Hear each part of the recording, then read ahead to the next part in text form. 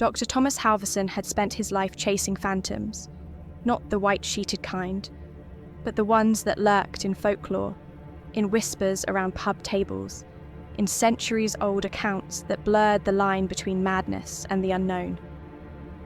He prided himself on his rationality, his scientific rigour. But Loch Ness, this place was different.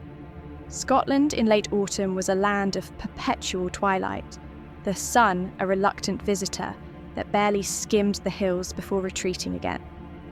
The lake stretched before him like an obsidian wound, vast and unknowable. There was an undeniable pulse to the water, something beneath it that watched. He had dismissed the stories of Nessie as tourist bait long ago, but something was here. His research had led him not only to the lake, but to an infamous house perched along its shore, Boleskine House. The very place where Aleister Crowley had once resided, attempting occult rituals said to summon beings from beyond human understanding. The locals refused to speak of it. Some wouldn't even point in its direction. On the third night of his investigation, Halverson set up his infrared cameras along the shoreline.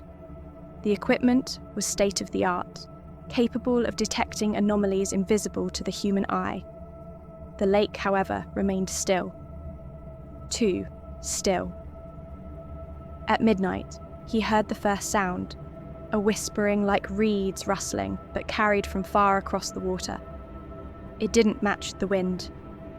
He turned his parabolic microphone towards the sound, amplifying it in his headphones.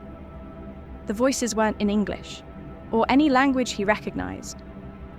Then came the glow, just beneath the surface. Faint at first, a sickly green that pulsed like the heartbeat of something ancient. The water began to churn in impossible patterns, and then movement. A shape rose beneath the waves, too massive, too angular. It was no living thing, not in the biological sense. It was architecture, a black structure rising from the depths. It shouldn't have been there. Halverson fumbled with his camera, his breath fogging in the freezing air. The glow intensified, forming symbols along the surface of the structure.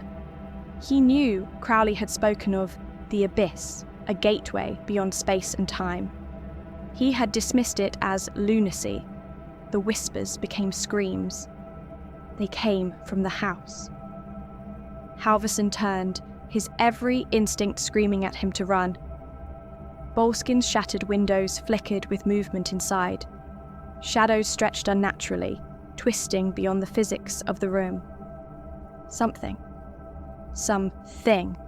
was looking at him through those windows, and it knew him.